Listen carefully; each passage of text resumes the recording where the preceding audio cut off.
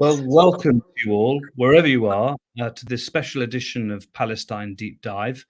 It takes place on a fairly momentous day in Britain, at least, because actually, as we record this, and this is a recorded interview, the British Parliament is voting on an amendment to the King's speech, which has been put down by the Scottish National Party. And that is calling for an immediate ceasefire, echoing very much the call that has come from the United Nations, 700 odd NGOs, two-thirds of member states of the General Assembly, from religious leaders from the Pope to the Archbishop of Canterbury. So that vote takes place, is probably taking place as we speak. And even though it will be old news by the time many of you see this, we will be discussing it tonight because although Britain is just one European country, it has a historic a role in Israel-Palestine, as we'll talk about later with Sir Vincent, because we will be talking in a bit more detail about the Balfour project itself. But this is also a day which has seen an Israeli military incursion into the biggest hospital in Gaza City. And it has also been a day when the South African President Cyril Ramaphosa has said that both the South African government and others want much more urgent action from the International Criminal Court and will be referring Israel to the International Criminal Court for claims that that country's military has broken international humanitarian law, the Geneva Conventions, and the Rome Statute 19, all of which we can talk about. We're very, very pleased to be joined today by Sir Vincent Fean, and very pleased to have you, Sir Vincent. Welcome. Sir Vincent was British Consul-General to Jerusalem from 2010 to 2014, and that also made him the de facto ambassador from this country, Britain, to the occupied Palestinian territories during that same period. And he joined the Foreign and Commonwealth Office back in 1975. He previously served in Tripoli as Her Majesty's ambassador to Libya between 2006 and 2010. And before that, he was British High Commissioner to Malta from 2002 to 2006. He was appointed Knight Commander of the Royal Victorian Order in 2005. And he's an officer of the Order of St. John. And of course, Sir Vincent is also Vice Chair of the Balfour Project charitable organization. As I say, Sir Vincent, thank you very much for joining us. Today, the Balfour Project has sent a letter to the Prime Minister, and this is in advance of the vote in Parliament tonight or today. It was signed by a significant number of members of Parliament, of peers from all parties. And it was very clear, set out the reasons why Britain should support the call for an immediate ceasefire in Gaza. And I just wonder, I mean, there's been quite a lot of media coverage of it, but of course, there'll be plenty of people who haven't seen it. I wonder if you could begin, but just by summarizing what is being said in the letter and give us some idea of the extent of support that you found for it in both houses of the British Parliament. Certainly. Thank you. Thank you, Mark, and thank you very much for inviting me this evening. The letter is signed by around about 120 members of Parliament in both houses, peers and members of the House of Commons. It was the initiative of Baroness Shaz Sheehan, Liberal Democrat, and the collection of names to align themselves with the contents of the letter was a joint operation by CABU, the Council for Advancement of Arab-British Understanding, and ourselves in the Balfour Project. I'll read out, if I may, the main asks in the letter, and then we'll talk about international law. They are an immediate humanitarian ceasefire by all belligerents. We have to remember there are the Houthi and Hezbollah, as well as the Israeli army and Hamas and Palestinian Islamic Jihad. Second, the release of all hostages, which is a key issue for Israel and a key issue for the UK. because there are British hostages held illegally by Hamas. Third, the presence of independent international observers on the ground in Israel and Gaza. This issue is too big and too ugly to be left to Palestinians and Israelis to monitor, sort out, assess the criminal activity. Number four, providing unrestricted aid to civilians in Gaza.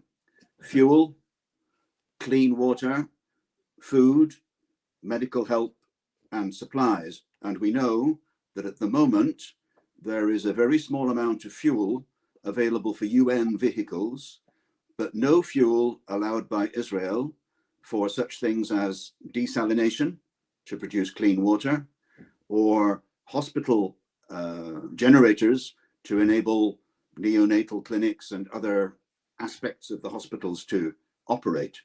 And we also know that the hospitals are decimated. There were 35 functioning hospitals in Gaza. We're down to less than half that, and only one in Gaza City, which is the main populated area. Number five, protecting the human rights of both Israelis and Palestinians, including guaranteeing the right of those forced out of their homes in the north of Gaza to return home. That's a key issue. 70% of the population of Gaza are refugees. They're refugees from 1948, the children of the refugees from 1948. They fear a continuation of the Nakba, not a second Nakba, but a continuation of the Nakba of 1948. Now, the last part, which is more about the future, that the UK government should work with partners for a definitive resolution of the conflict, realizing the Palestinian right to self-determination and mutual security for both peoples. And there I'd say that the rather crude experiment of Prime Minister Netanyahu, which is to impose Israeli security on the occupied people in Gaza, East Jerusalem, and the rest of the West Bank, has failed.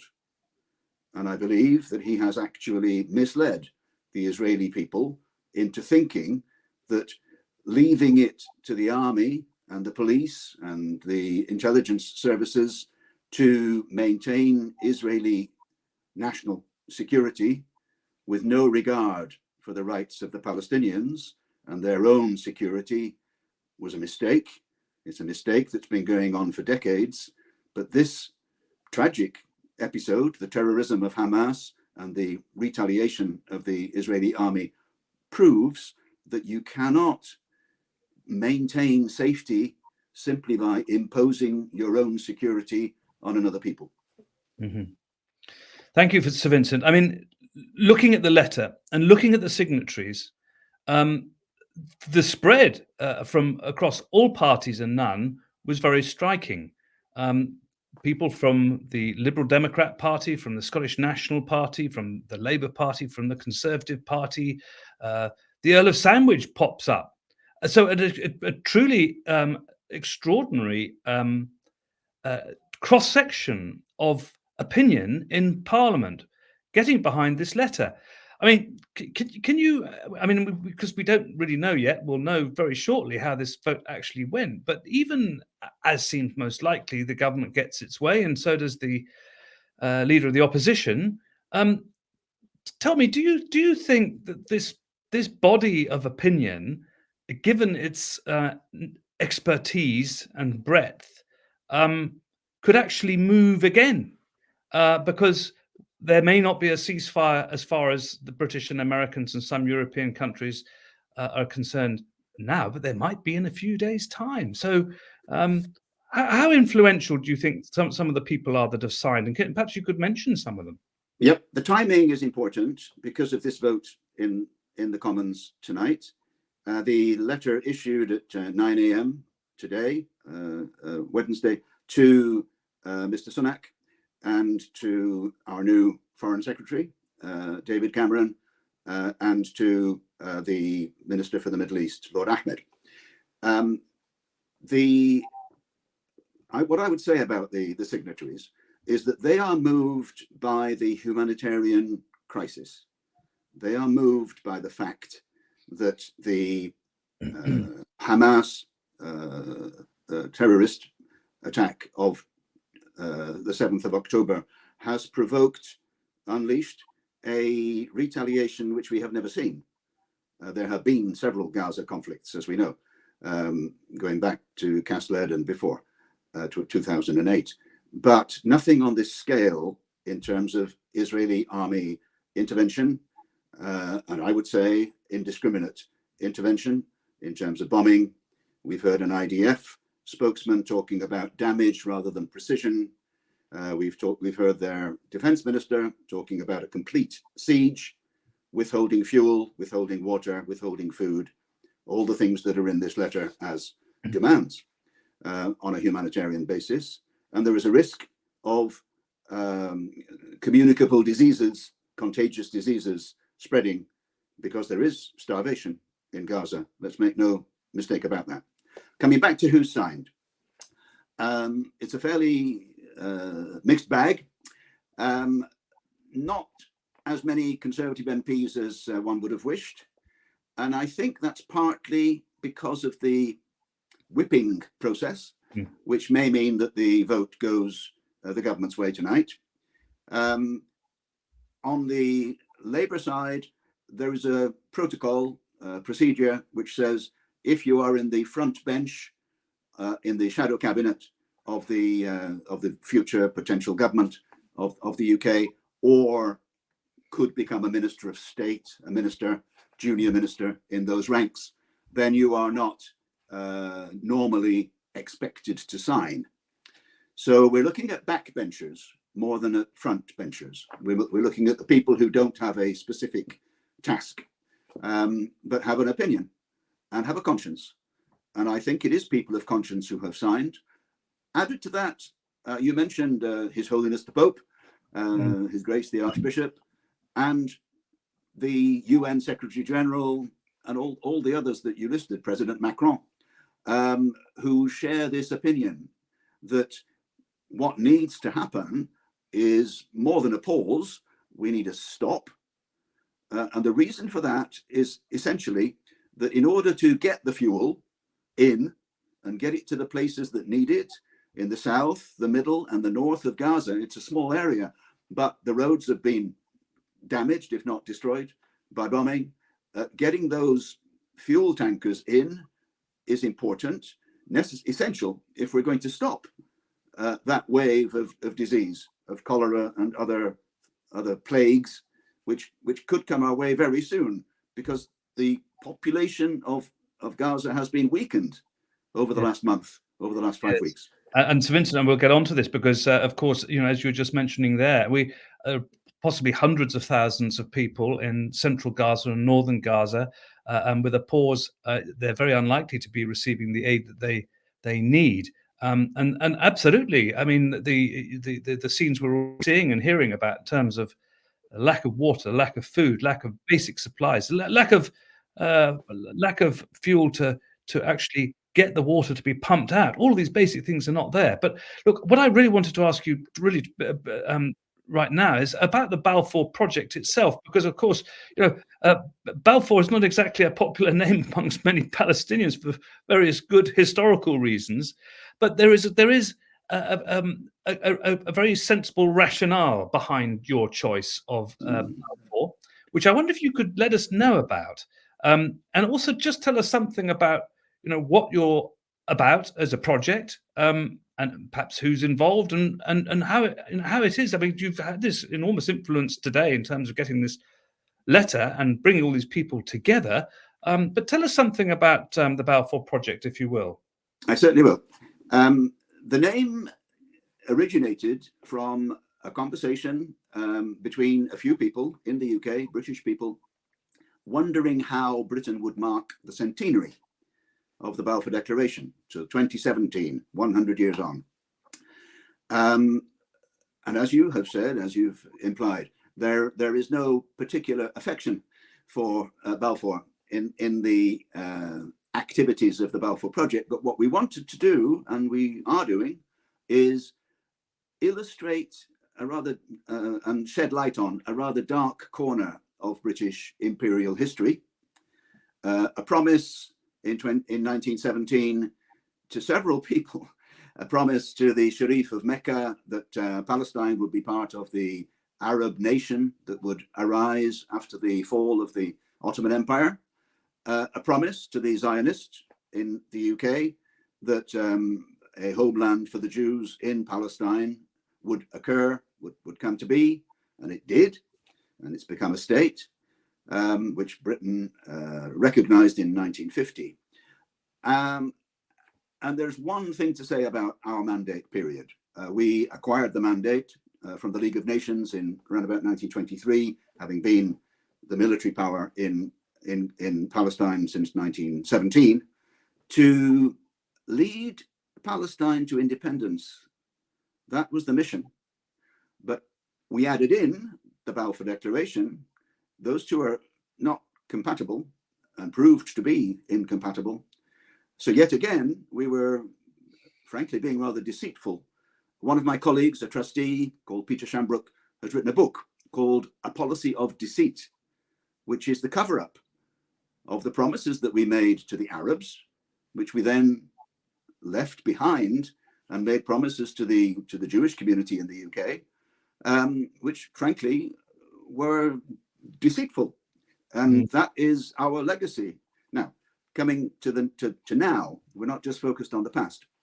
What we want to do is to demonstrate that our imperial mistakes in mandate Palestine up to 1948, when we effectively prevented the emergence of a state of Palestine, that gives us a responsibility, the British people, civil society, parliament, government, a responsibility to do better. And one way in which that can be done is by giving a lead to international action to lead to a situation where the Palestinian people, for the first time, have the right to self-determination, including the option, if they choose, of statehood. And the last thing I'll say is that we are very keen in that regard to change the mindset of our government. Forget what stripe the government is. Whatever the government is this year or a year from now, after our general election, we want our government to be conscious of our past and present responsibilities.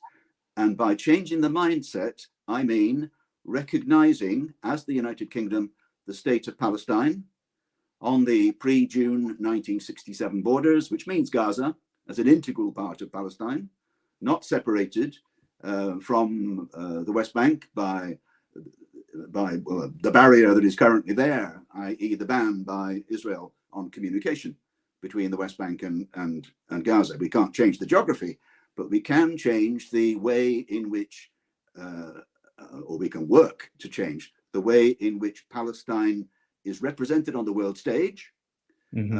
We talked a little bit earlier about the ICC and the International Criminal Court.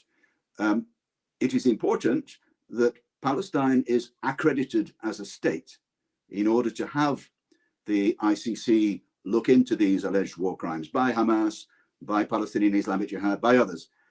But Boris Johnson, when he was Prime Minister, said because Palestine is not a state, the ICC has no locus. That's wrong. The Palestinian Authority entered the ICC realm in 2015, and Britain did not object to that. And we hear from Karim Khan, the chief prosecutor of the ICC, who happens to be British, and who went to Rafah a couple of weeks ago, that the ICC is investigating not only the past alleged war crimes of 2021, 2014, and so on, but the current alleged war crimes now. Yeah, I mean, actually, as a historical aside, Vincent, where I'm sitting is literally a mile away from the village of Palestine in near Andover in Hampshire. Yes.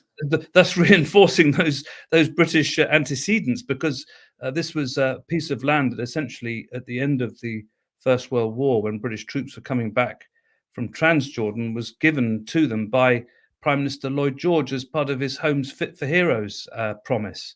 I mean, that's just a historical aside, but it just does tell you that, you know, this country has had a very long and controversial involvement in the region, and you do so often, sadly, come across a lot of people who have very little understanding of it, and therefore go on to make some terrible blunders in terms of their policy commitments, arguably. Now, I just on that, I should just say that, and this won't be news by the time it comes out, but we have learned that there have been 2 front bench resignations so far from the Labour front bench.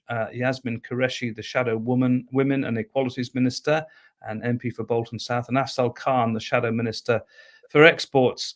I mean, we are looking at a major rebellion within the main opposition party, but others too. But what I wanted to get onto now is this central argument that seems to have been resolved in most other member states of the United Nations, and in fact, it's, if you look at the call for a ceasefire, as we've said, it's been backed by multiple UN agencies, as you say in your letter. Nearly 700 NGOs, Pope Francis, the Archbishop of Canterbury, 250 British lawyers, including eminent Jewish lawyers. There are 120 countries that voted in favour of the UN General Assembly motion. And in a poll, the last poll, which I think was on October 19, 76% of the British public. Now, I wonder if the poll would be taken today, whether that would be even more. One kind of suspects that it probably would. But in Britain, we have both the Prime Minister and Leader of the Opposition opposing this call for a ceasefire. Now, I know that the Leader of the Opposition has toughened up the language, and there's been much more criticism of the way that the Israeli army are behaving themselves in Gaza. But both the government and main opposition are still calling for humanitarian pauses as opposed to a ceasefire. Now, you touched on some of it, but I mean, why is it that the majority of global opinion in terms of member states, for sure, and we've just been through all the different arguments, why is it that some countries, the US, Britain, Germany, a handful of others, are still sticking to just humanitarian pauses? And what essentially is the difference? Yeah. It depends a bit who you talk to on this. My take is that in order to address the humanitarian plight of the people of Gaza, and to make it more likely that those poor hostages, mainly Israeli, but of many nationalities, can be released safely, which is an obligation on Hamas, which they are not fulfilling, then a ceasefire is what is needed. The argument against a ceasefire seems to be that it would enable Hamas to regroup and possibly to repeat the terrorist action of the 7th of October. I find that unrealistic. First of all, Hamas is under severe pressure from the Israeli army, and therefore there doesn't seem to me to be a likelihood of a recurrence of this terrorist act. And secondly, the idea that stopping the bombing should be for a short period of time, of hours, days, rather than for a sustained period, it argues against the need of the moment. And the need of the moment, forgive me for repeating myself, but the need of the moment is to prevent communicable diseases, contagious diseases, which are round the corner. I was listening recently to Dr. Nick Maynard, who's a cancer surgeon who's worked in Gaza, is now back in the UK, and he said, quite rightly, nobody is being treated for cancer in Gaza today. Nobody is being treated for diabetes. Women are having to give birth without hospital support. And these contagious diseases, like cholera, are round the corner. And because the Palestinian people have been weakened by 5 weeks of starvation, 5 weeks without any influx of goods. And they used to have 500 trucks a day go in. We've had about 750 in total in the last 5 weeks. 2 days worth, you might say, over 5 weeks. And Gaza has not been able to sustain itself for a long time. So it needs that importation of goods. That seems to me to outweigh any argument about a ceasefire needing to be agreed by both sides.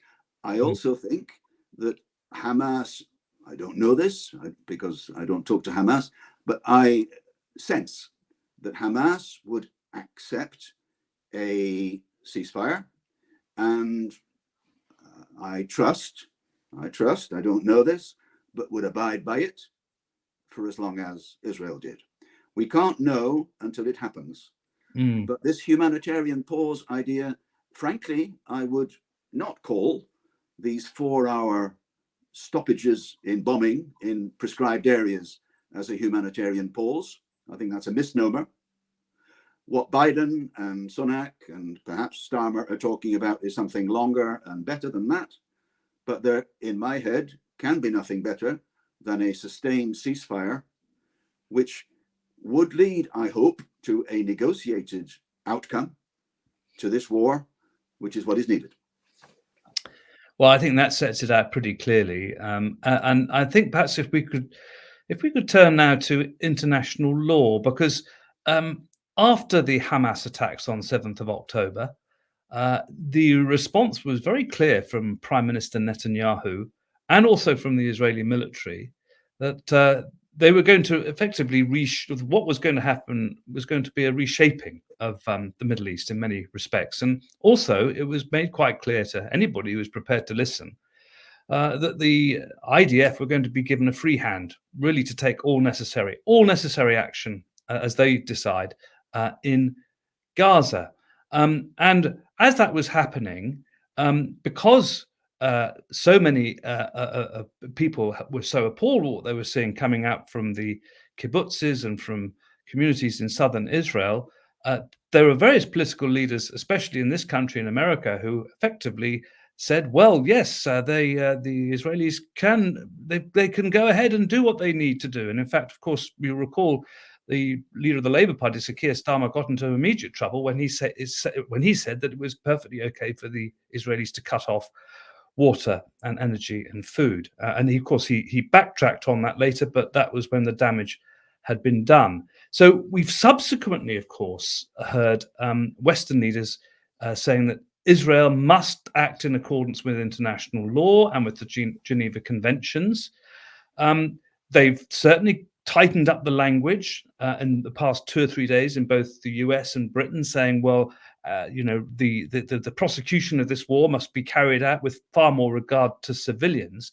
But time and time again, when various, perhaps they feel as though they're not really, they're out of their depth. But when they're challenged directly on specific acts of alleged illegality, so many of these politicians say we can't provide a running commentary. And so, it's when you have UN agencies, when you have Médecins Sans Frontières, all of these NGOs pointing to quite obvious acts of illegality, are you clear that Israel has been in breach of international law? And if that is the case, I mean, you mentioned the ICC, but what should the consequences be? Because so many people feel that really this is the worst, but when these things have happened before, there never have been any real consequences. I think there's 2 sets of war crimes that I see, to answer your question directly. War crimes committed by Hamas and Palestinian Islamic Jihad before, but also particularly on the 7th of October. And you've described the scenes in the kibbutzes, and nobody can do anything except condemn that utterly. Murder was committed. And following on from murder, the abduction, the kidnapping of 200, 240 hostages, some military, mainly civilian, and now being held. We've seen the release of 4, I think, out of 245 or 250. And I repeat, there are some Brits in that mix. They should come out. There is no excuse for holding them. The second, and I'll be blunt, the second set of war crimes, I regard what the Israeli defense minister said and did in terms of a complete siege on Gaza. That's collective punishment in the jargon. That means penalizing 2.3 million people for the activities of a small minority. That is not legal. It is not legal. And it is something which has continued for the last 5 weeks. It needs to stop. This fuel that we've talked about needs to go in. The lorries that will carry the fuel need to go in, not from Rafah, where a few crawl in now, but from a place called Kerem Shalom, which is the link, the freight link between Gaza and Israel. And the passage for people in the north of Gaza through Erez, which I've been through a few times myself, doing my Consul-General job to get into Gaza, that needs to reopen to enable medical cases to be taken to East Jerusalem, but in some cases into Israel in the better days, to get medical treatment not available in Gaza, but needed to save lives. That's what needs to happen. Now, coming back to consequences, let's be frank, there are sterner consequences for a non-state actor, again, to use the jargon, Hamas or another group, than there are for states. There seems to be what the French would call it, a laissez-passer, a passport for states, particularly states that are allied to the West. Now, that too is not good, it's bad, and it is ultimately to the detriment of upholding a rule of law, upholding a rules-based system, which our government and the American government and others say they want to see. And we are accused by what's called the Global South. Many of those who voted, as you said, for Palestinian statehood in the UN General Assembly and voted for a ceasefire in the UN General Assembly, they look at our approach to the Ukraine-Russia conflict and to this one, and they see daylight. They see daylight between the two approaches when the annexation by Putin of Crimea and other parts of eastern Ukraine subsequently, that is in breach of the self-same laws as the annexation of East Jerusalem by Israel and the de facto annexation conducted by the settlement project in the West Bank. So we are accused as the West, UK, US, Germany, others, of double standards. And it's very hard to rebut that argument. I wonder if I could just, because we also this week, there's been some quite dramatic events in the British domestic theatre with the sacking of the Home Secretary and the moving of the Foreign Secretary to the Home Secretary's position, but bringing back David Cameron, the former Prime Minister, Lord Cameron, as Foreign Secretary, who certainly back 10 odd years ago was a much more nuanced voice. You could actually say more sympathetic voice. I mean, he famously wrote a piece in 2012 talking about Gaza being an open prison. And they also have brought back Andrew Mitchell as a Foreign Office Minister, who's one of David Cameron's first appointments. And actually, the latter has already indicated, because this is going back to something you were saying earlier, that Israel can be subject to rulings by the International Criminal Court. And that does make a break from Boris Johnson. So do you think that, I mean, again, let's not over-egg the pudding as far as Britain's influence is. But I mean, people in many parts of the world do still expect something a bit better from Britain. Do you think that this change in the Foreign Office and having somebody like Cameron and somebody like Mitchell, both experienced people, will actually begin to shift policy post the war on Gaza?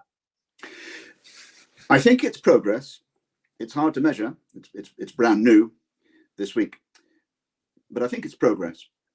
No disrespect to Mr. Cleverly, but the Home Office is fitting for him. David Cameron was Prime Minister when I was working in Jerusalem, and I accompanied President Abbas a couple of times to the UK to meet him. He knows the score, and I think he is indeed the man who said that Gaza is the biggest open prison in the world. I can't remember the precise date, but possibly before he became Prime Minister. But nevertheless, he did say it. And I think he has an awareness of, and if you like, some credit with international leaders in the Arab world and in Europe. And he cultivated the US, as frankly every British Prime Minister does in his time. So he has links into the Biden administration, into President Macron's team, and so on. That's useful. Andrew Mitchell is also a former cabinet minister. He was Secretary of State for International Development, I think, and he is a friend of UNRWA. That's important. UNRWA will play a key role in the aftermath of this war. They have 30,000 staff. They have big financial problems. Before this war came, they were fearful that by November, they wouldn't have any money to pay staff salaries. And the 32,000, mainly Palestinian staff in Gaza, the West Bank, Jordan, Syria, Lebanon, could be left, with nothing and not doing their job. What's happened instead now is that I think 200 UNRWA staff have been killed by the bombardment. And UNRWA is still trying to do its job. It will be using this very, very small amount of fuel to try to get stuff in to Gaza using UN vehicles. But the answer is bigger than that. The answer has to be bigger than that. Yes. Now, back to your point about Cameron and Mitchell. Andrew Mitchell is on his way to Egypt now. David Cameron will be visiting the region. I don't quite know where he's going, but visiting the region next week. They are a double act. Mitchell will speak for Cameron in the House of Commons because Cameron will be answering questions in the House of Lords. He's not an MP anymore.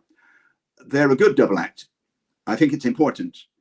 And it's an opportunity, I hope, to share thinking, not partisan thinking, cross-party thinking, about the way forward. Where do we go after this? What I would say is that some of the things that are being said by Israeli ministers, and this is the most right-wing Israeli administration we've ever seen, with Smotrich and Ben-Gvir in office. Some of the things they're saying about, I think one of them has talked about a second Nakba. Others have talked about creating a big military buffer zone, therefore constraining the people of Gaza into an even smaller space than there is now. Gaza is the size of Greater Manchester. You imagine pushing people further and further towards the Mediterranean with a buffer zone. Others are talking about never reopening Kerem Shalom or Erez and enabling everything that can be brought in and taken out to happen through Rafah, which is not equipped for that.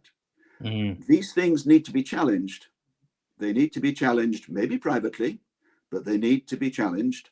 And I'm hopeful that Cameron and Mitchell, once they get a grip on the facts, with the US, because the US is the biggest single influencer of Israel, the US has Israel's back, as Biden and Obama and Trump have always said. But having Israel's back means believing in the continued existence of a state of Israel. It doesn't mean, in my opinion, believing in continuation of the occupation. And my last point on this is this. Israel often maintains that when it pulled settlers out of Gaza in 2005, somehow the occupation ended. It's not true. The occupation has been running since 1967 to date. It may be a different form of occupation, with soldiers all around Gaza rather than inside. But they do go in, they're in now. But the occupation has never gone away. It has never been given up. And the occupation under the Geneva Conventions, to come back to international law, means, and it's ironic, that Israel has a responsibility for the well-being of the citizens, which it is starving by the complete siege. So that needs to stop. And the ICC is one mechanism. The International Court of Justice will rule next year on the legality of the 56-year temporary occupation, which some in Israel, including, I think, Prime Minister Netanyahu, wish to see perpetuated, made permanent. But I come back to my earlier point. If the occupation is made permanent, then so is violence. Violence can only occur because it is not possible for one people, one government, one army to suppress the population of 5, 6, 7 million Palestinians by force. It can't be done. And this tragic conflict proves it. Indeed. And looking at Gaza, even before the current war, life was becoming pretty untenable. I mean, water was becoming more salinated. I mean, you talked about the hundreds of trucks needed every day, just basically, and also the dependence of so many people on UNRWA, on effectively living on aid. 2.4 million people, many of them refugees, descended from refugees, living in this 30-mile strip of fairly arid land. And you have to then ask yourself, what is the condition going to be like after this latest round of war, with so much destruction that has taken place? Some 50% of buildings, we understand, have been blown up or damaged. And one of the, as we're actually watching this violence unfold and these terrible things happening, it's becoming quite apparent to a lot of people that there doesn't appear to have been a great plan. Or if there was a plan, perhaps it is the plan of Netanyahu and those far-right ministers you refer to in the military to effectively make Gaza totally uninhabitable and to force its inhabitants into permanent tented cities in Sinai. So that extension of the Nakba you were talking about. So we've heard a pushback, Vincent, from the United States, from the G7, saying that cannot go back to this. There's been talk about the Palestine Authority administering the ruins of Gaza after all of this. But you, unsurprisingly, have been doing some more forward thinking than all of that. And I think that you, in your letter today to the Prime Minister and to David Cameron, you began to set out what, of course, it can't be down to the Balfour Project to decide what's going to happen in Palestine, but your suggestions as to how it could be administered in the interim seems to be more forward-thinking than anybody else. Can you just let us know what your thoughts are on a post-war Gaza? Yeah, I think in every tragedy, and this is a vast human tragedy, there can be an opportunity. There can be an opportunity. There has to be hope. There has to be hope for ordinary Palestinians to be able to say to their kids, your life is going to be better than mine. That is a normal human family trait. It's what we do. We want our kids to have a better life than we do. It's the same in Israel. It's the same in Israel. These people are, human beings. And as we say, every life is sacred. Now, what does the future hold? I want the future to be a cessation of hostilities, a ceasefire now, to enable all the things that we've talked about to happen that will safeguard lives and, I hope, produce the release of those poor hostages. What then? You're right about the damage. You are right about the fact that Gaza was pretty on its knees before the 7th of October. Largely, I would say, due to 15 or 17 years of blockade, not a complete siege, blockade by Israel, an attempt to weaken politically Gaza and to keep Gaza distinct from the West Bank, divide and conquer. It's a very British imperial habit, a Roman habit from way back, and it's what Netanyahu did. Give you a couple of examples. Before the total blockade, before the 7th of October, Netanyahu and his government prevented students, Palestinian students, civilians, from completing their studies in the West Bank. There used to be interchange. There used to be intermarriage. That stopped because it was not possible for the vast majority of Gazans to get into the West Bank and vice versa, with very few exceptions. Now, that needs to change.